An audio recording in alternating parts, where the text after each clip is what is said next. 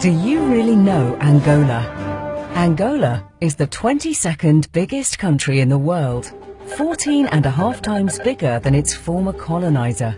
The Europeans say they discovered Angola in the 15th century, but since mankind started in Africa, it's safe to say that Angolans discovered their own country, and that afterwards, in the time of slavery, they helped to build countries like Brazil and the United States. In Angola, people speak Portuguese, helping to make it the most spoken language in the Southern Hemisphere, and the 5th in the world. Some of the top Portuguese language writers are Angolan. The first black man to perform in the Eurovision Song Contest was Angolan. The top scorer in Portugal's major football league history is an Angolan. The 2 times Benfica won the Champions League, their captain was an Angolan. The strange thing is, football's not even Angola's favourite sport. That would be basketball.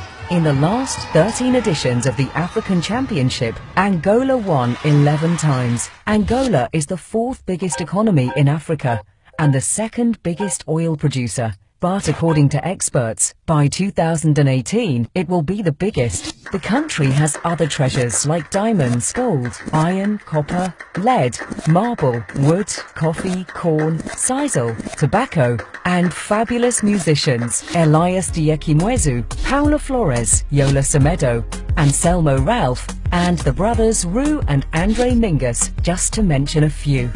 Angola is the homeland of the 3rd hottest music genre in the world and of the 2nd hottest music genre in the world, which would later give birth to the hottest music genre in the world. Kylie Minogue, Jamie Foxx, Mickey Rourke, Samuel L. Jackson and Kristen Stewart are some of the names set to star in the films of Hollywood producer and Angolan citizen Rui Costa Reis. Angola just recently started producing its own serial dramas, and one has already been nominated for an Emmy. In the first decade of the 21st century, no economy has grown more than Angola. Not even China. Luanda, the capital city of Angola, is said to be the most expensive city on the planet, but it's also one of the most vibrant, with some of the finest restaurants, hotels, shops, nightclubs and views in Africa. Beyond Luanda, there is countryside with breathtaking landscapes that tourists from all over the world are now just starting to discover. Angolan Lila Lopez was voted the most beautiful woman in the world in 2011. But you see, when we talk about Angolan women, it's tough to say who's the most beautiful.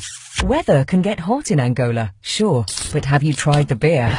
One of the richest women in Africa is Angolan. Oh, and she's pretty too. 36.8% of Angola's national parliament is composed of female MPs, one of the highest rates in the world. Brazil elected their first female president in 2010. The US might have theirs in the next few years. Angola had a queen by the 17th century. For over 20 years, the Simpsons have always been yellow. Except for one day, the day they announced they were going to be televised in Angola. A few years ago, Europe didn't want Angola's airline company in its skies. Now, the biggest airline companies in the world fly in Angola's skies.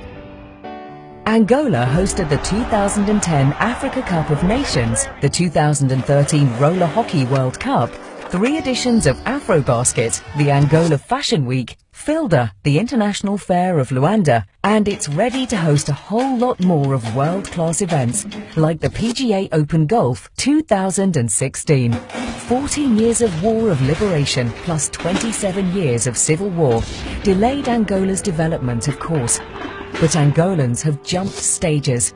Today, 1 in every 2 inhabitants has a cell phone. 1 in every 3 houses has paid TV. In the next few years, the South Atlantic cable system will be ready, connecting Angola and Brazil by optical fibre. The stock exchange of Luanda will be launched, and the new airport will be unveiled, one of the biggest in Africa, a hub to the whole continent.